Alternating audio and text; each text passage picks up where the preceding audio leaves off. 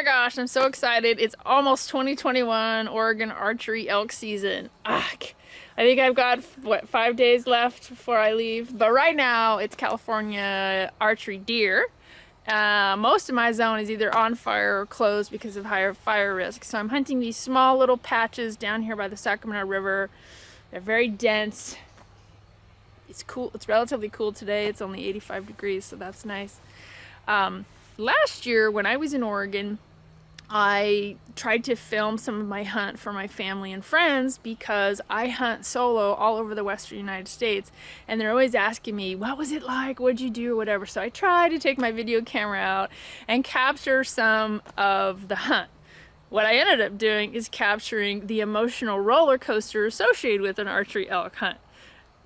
They enjoyed it anyway, but this year I'm going to try to go out and I'm going to try to capture some interactions with some wildlife. I am a wildlife biologist. I've been a professional wildlife biologist for 20 years. And the skills I use as biology help me in hunting, and when I'm out hunting, they help me in biology. In the early part of my career, I spent most of my time doing wildlife surveys alone in remote areas. So I picked up some skills that help me hunt alone all over the western United States.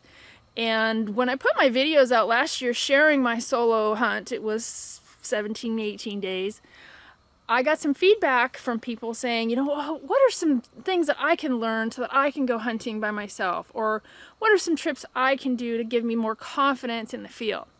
So I thought I'd just, before hunting season starts here in a couple of weeks, just give you a couple of tips that I've learned along the years that might help you up your hunting game. One, really important, is to know your weapon. Know everything about whatever weapon you're taking out into the field, whether it be a bow or a rifle, and know your limitations with that weapon. That will help you.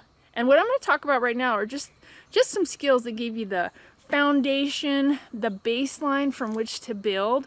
These are skills that help me in just giving me that fundamental confidence level. So I know my weapon in and out. I know how to navigate, like with a compass and a map. I know it's old school, but look, electronic devices are great. GPS is great. I carry one. I use Onyx maps. Love it. But there have been many times where I have dropped my phone or I didn't charge it.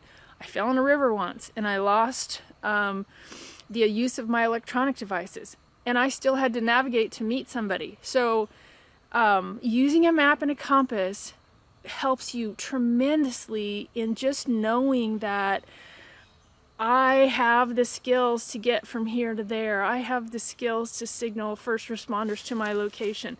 So I highly encourage you to learn how to navigate with a map and learn how to use a topographic map. That will help you tremendously when you're in the field.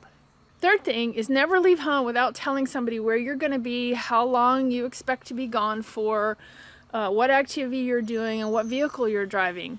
I always carry, in addition to that, to letting people know where I'm at and communicating them when I'm able to, I always carry a Garmin Inreach. And that Garmin Inreach allows me to hit the tracking feature, and my family can see where I'm at all over. I used it when I was backpacking through Cambodia and Thailand, and they could see where I was even halfway across the world.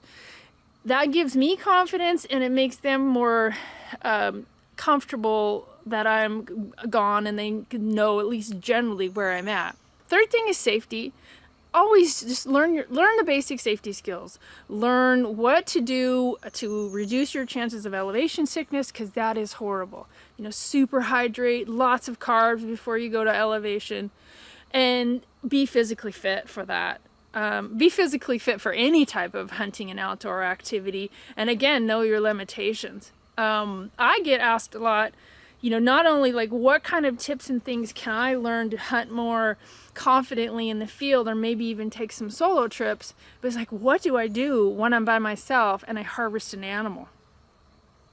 And so yeah, that can be daunting when you're by yourself and you've got this huge elk on the ground, and now what, right? Take it piece by piece. Learn the gutless method. Learn how to bone it out.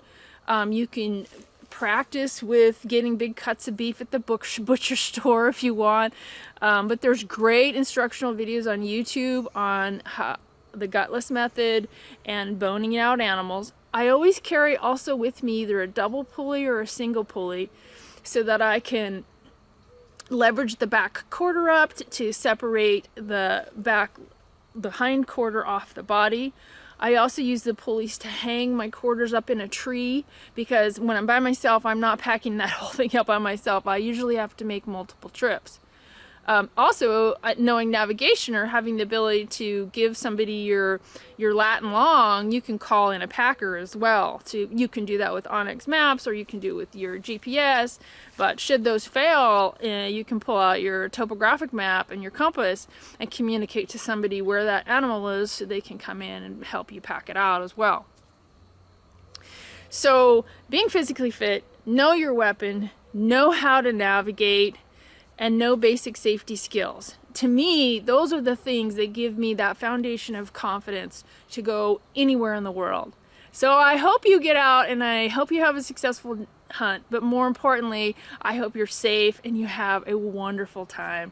Hey, thanks for watching last year, and I'm going to try to put my archery elk hunt out, maybe even my California deer hunt out on video next year for my friends and family and all the extended people in my network now that want to watch these videos. I'm also going to attempt to insert some little tips and tricks I've learned over the years as a professional wildlife biologist on where to find animals, how to scout terrain to increase your opportunities. So I hope those things will help you get out and enjoy hunting and be safe and feel really confident and have a good time. So thank you very much.